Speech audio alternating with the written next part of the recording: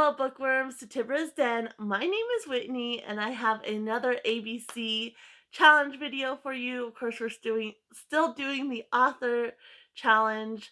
And if you haven't seen the previous videos, definitely check them out.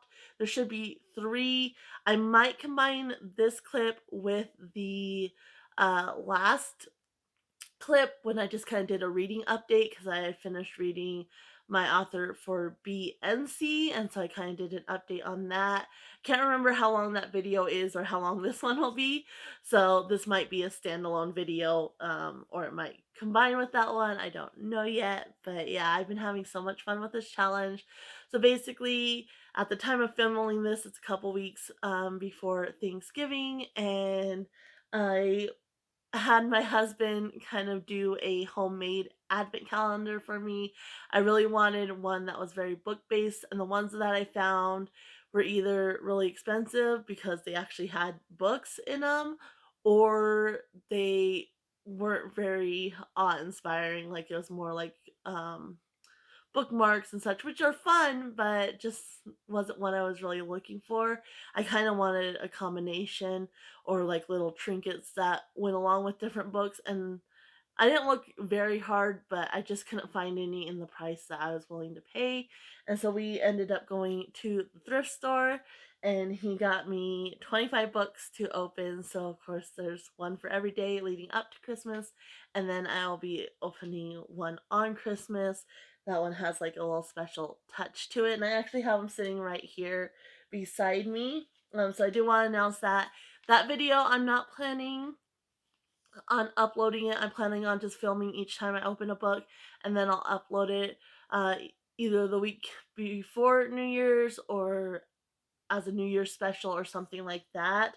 But I'm really excited. So basically, I kind of got inspiration. I saw one advent calendar on Etsy, and I think it only had 12 books, if I'm remembering right. But basically, they kind of just had a stack of books tied all together with a ribbon, and that was like the advent calendar that they were advertising. They were all wrapped pretty and such, and you got those.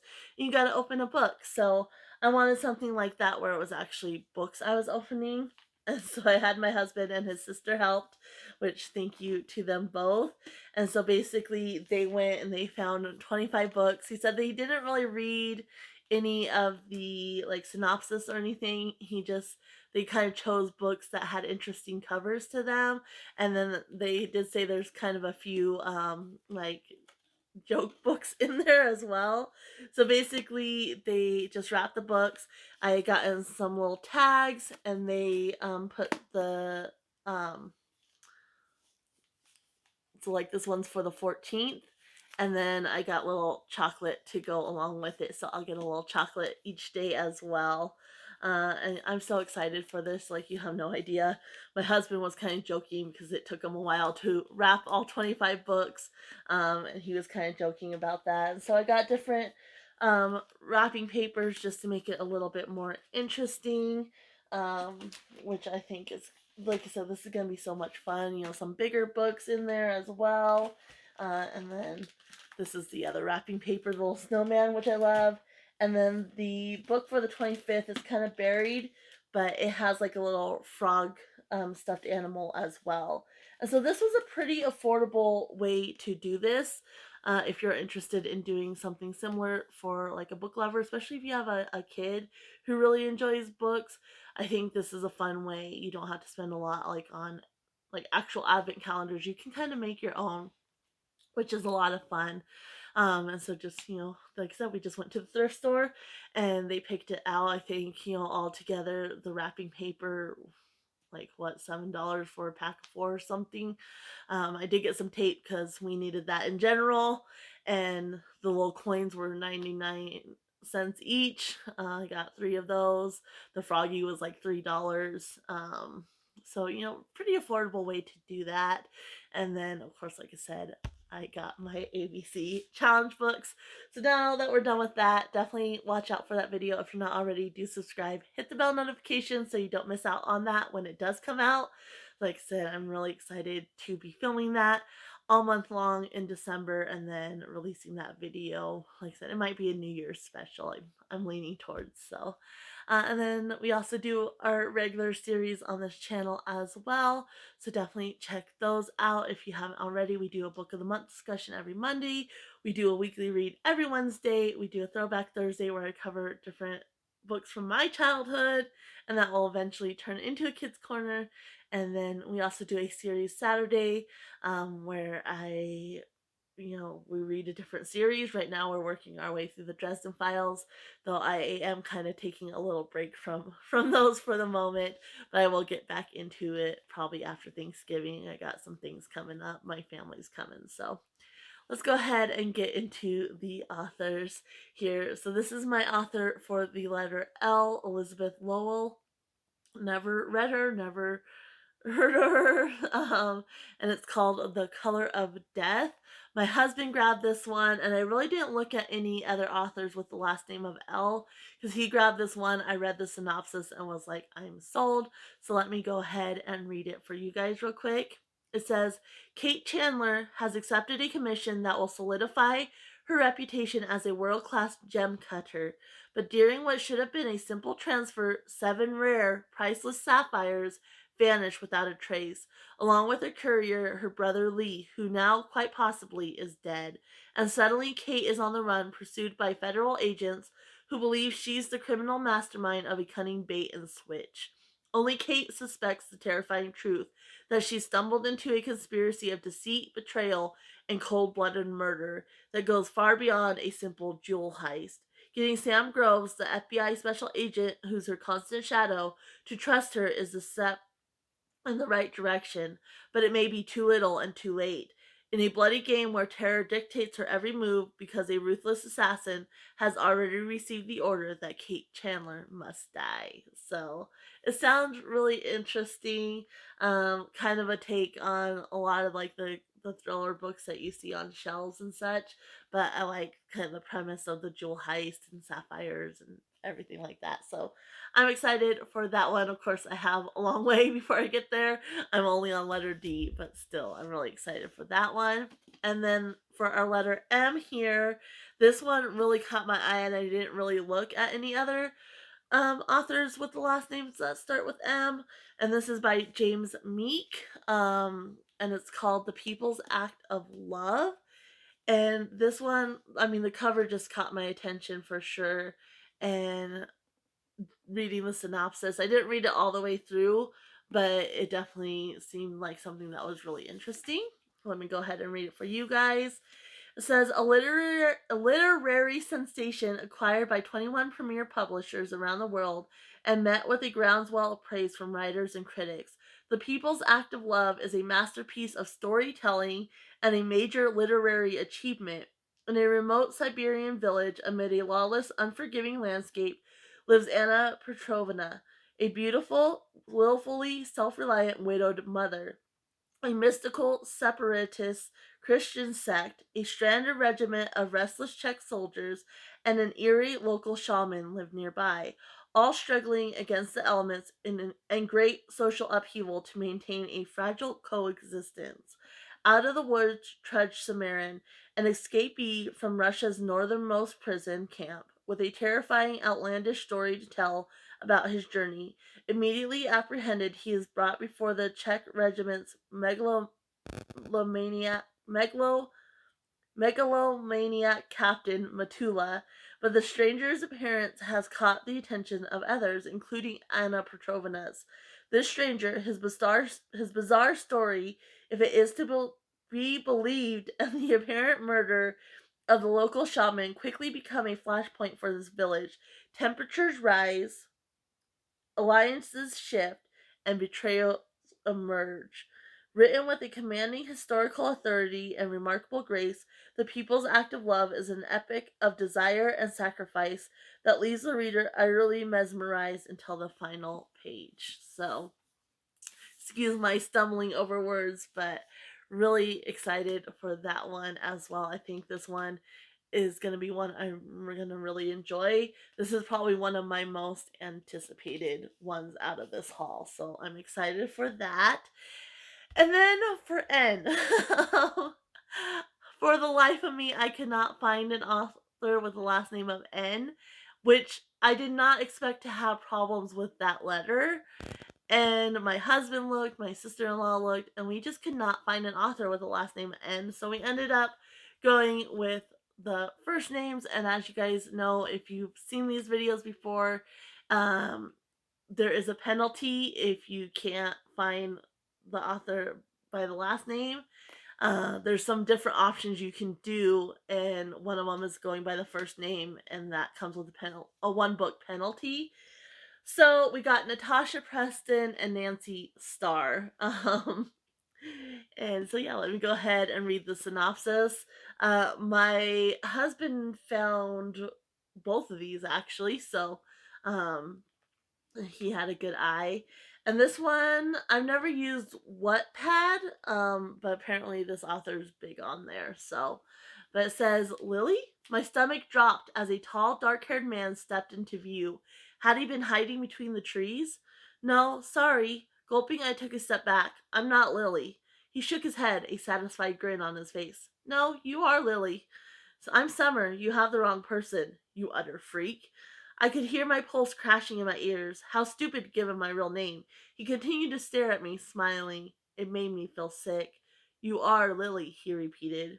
Before I could blink, he threw his arms forward and grabbed me. I tried to shout, but he clasped his hand over my mouth, muffling my screams. My heart raced. I'm going to die. For months, Summer is trapped in a cellar with the man who took her and three other girls, Rose, Poppy, and Violet. His perfect, pure flowers, his family, but flowers can't survive long, cut off from the sun, and time is running out. So this is actually a young adult fiction for ages 14 and up. And there are three other books, and obviously I've never read any of them. There's one called You Will Be Mine, Awake, and The Cabin, which show, of course, the rose, the poppy, and I'm assuming a violet too. Um, but yeah, that it sounds interesting.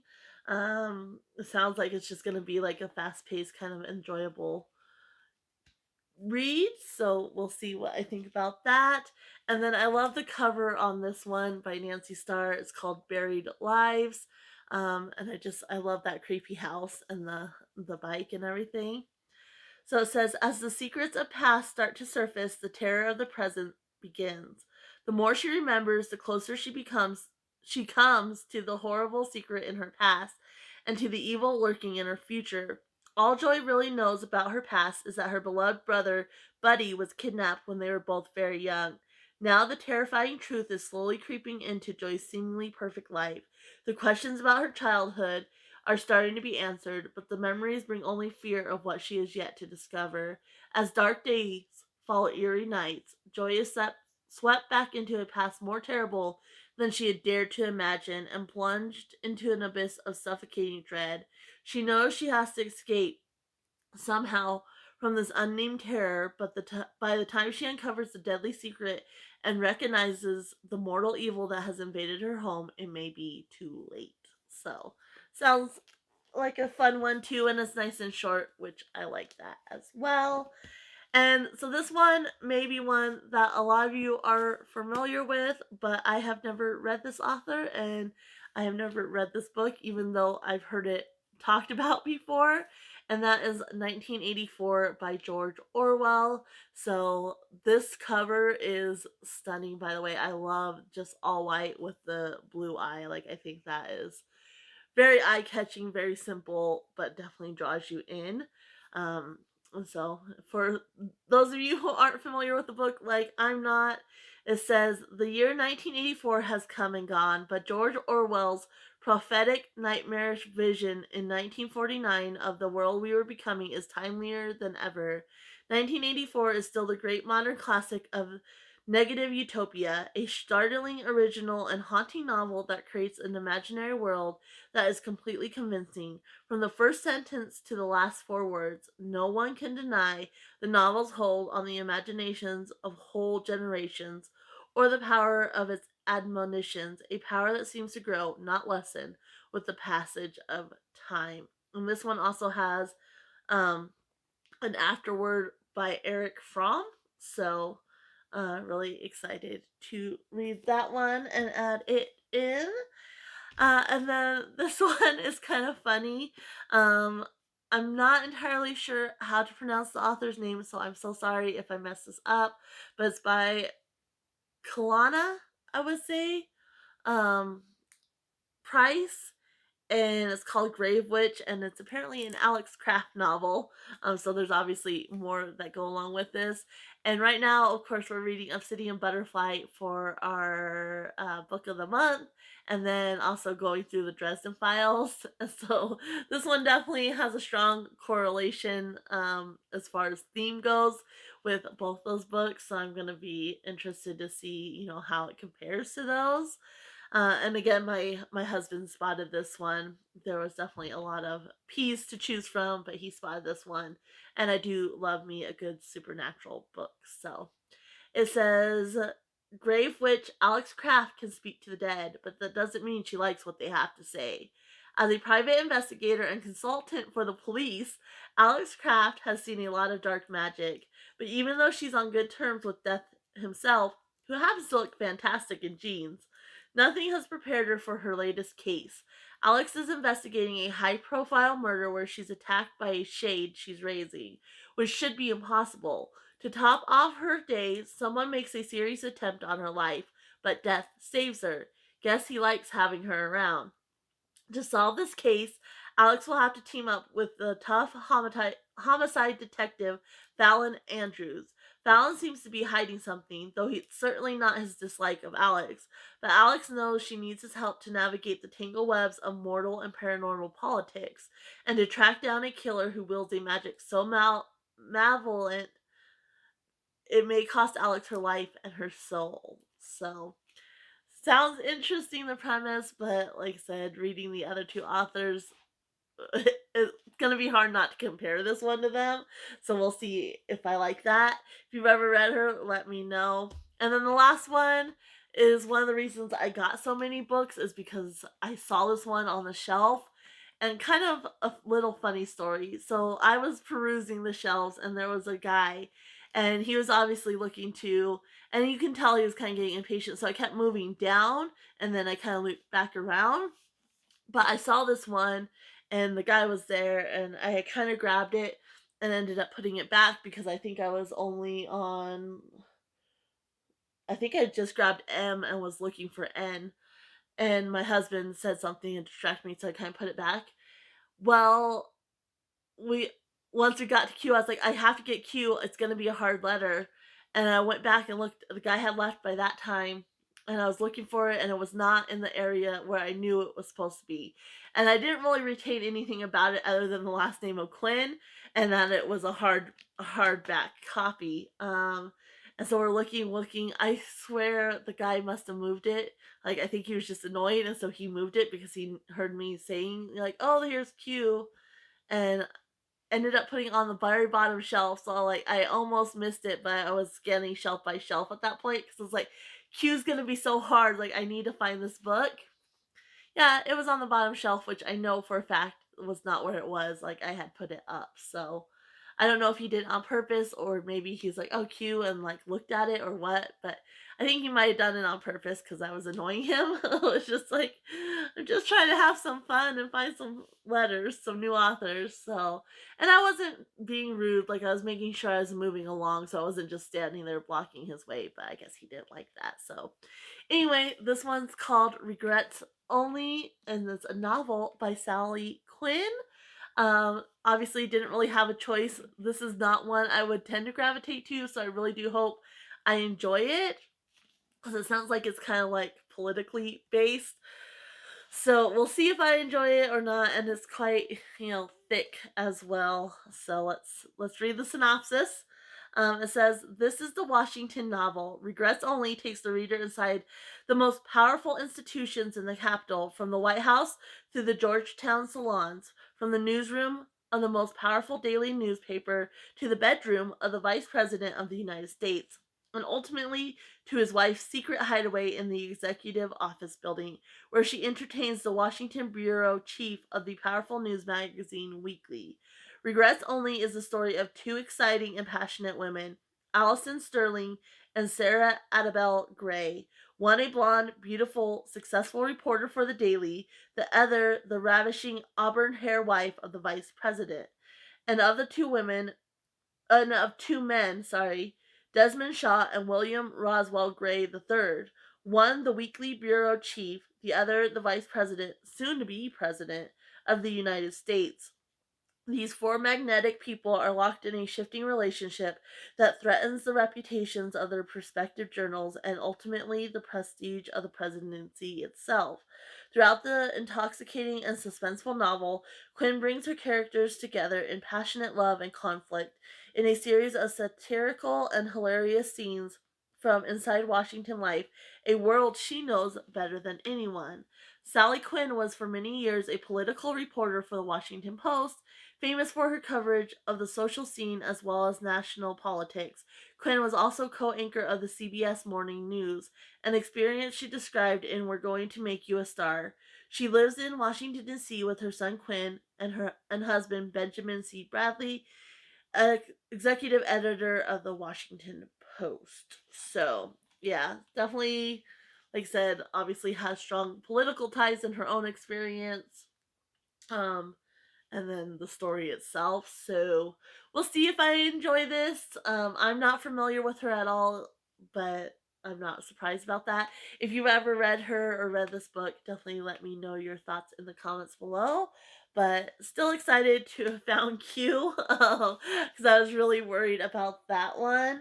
And hopefully, I mean, the only other letters I'm really worried about are V, X, and potentially Y and Z. Although I have seen Y at least. And I think I've seen a Z one too. And I actually saw V and I almost wanted to keep going, but we were all getting tired by that point. They had already gotten all these Christmas books and we were getting tired, and so I just like just Q and then let's go. So hopefully the V one is either still there, or I can find another one when we go back. Or I just need to maybe try other thrift stores as well. But that is the collection. So like I said, we're up to Q. So Quinn, Price, Orwell, which excited for that one. Nancy Starr, and then Natasha Peterson, and then James Meek, which I'm excited for that one, and Elizabeth Lowell. So, like I said, it's quite a while before I'll get to all these books, but I'm really excited to have them added on and to check out these authors. Definitely check out the other videos if you haven't already. I'm going to go ahead and leave you here. I know this video is getting a little bit longer. And yeah, happy reading, everyone. Bye.